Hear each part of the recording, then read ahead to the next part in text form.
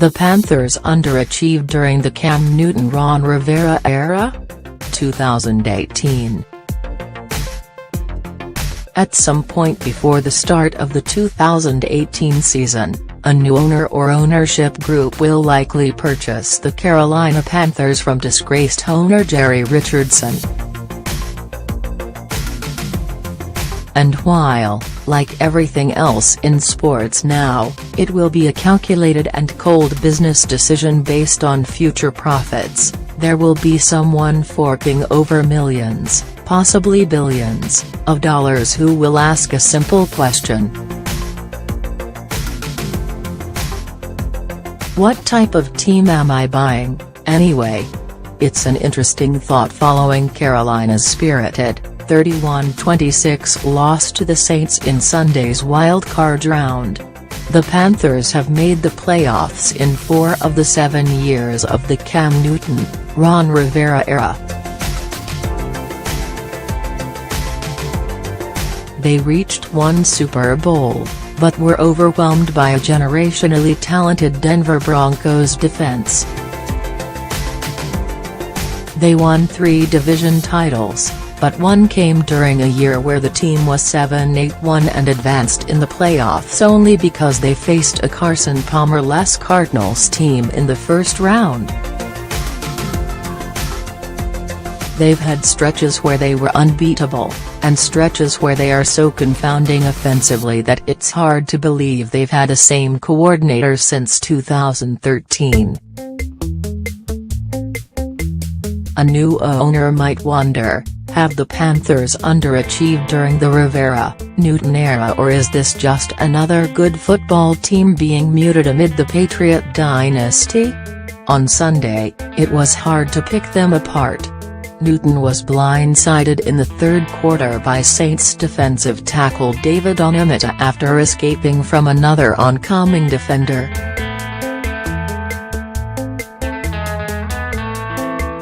He was unable to make it off the field by himself, but only sat out a series. His right eye got jabbed, though the league is evaluating whether Newton actually had a concussion, or should have gone through formal concussion protocol, before coming back in to chuck a 56-yard touchdown pass to Christian McCaffrey, putting Carolina within a score on their final drive.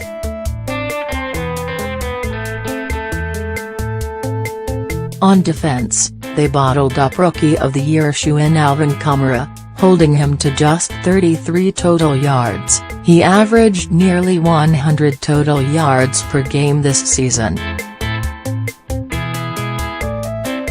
These are signs of a talented team interested in playing for their head coach, who by the way just received a contract extension. Chris Grathn, Getty Images Sport. But during Sunday's game, I couldn't help but think of something Newton himself said back in 2015. "I don't think anybody has ever been who I'm trying to be," he told WCCB in Charlotte. "Nobody has the size, nobody has the speed, nobody has the arm strength, nobody had the intangibles that I've had.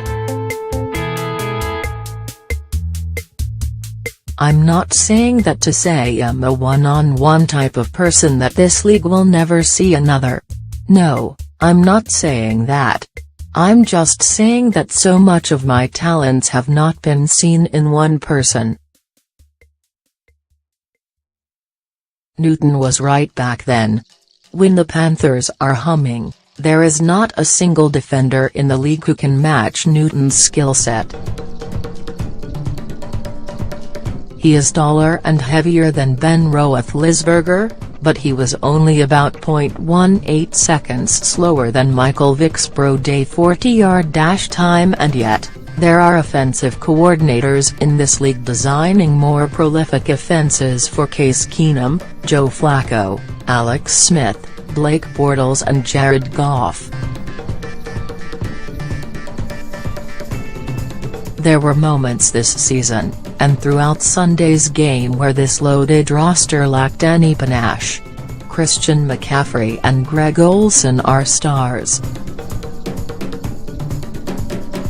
two of their offensive linemen, Andrew Norwell and Darrell Williams, made the Pro Football Focus All-Pro roster. This should be a deadly combination. If I were a prospective owner of the Carolina Panthers, that would be the side of the argument keeping me up at night. Whether it be scheme, personnel or a combination of the two, something has failed the Panthers during Newton's tenure. He'll enter next season at 29 years old, dicey territory for a player that is so prolific as a power runner as well as a passer.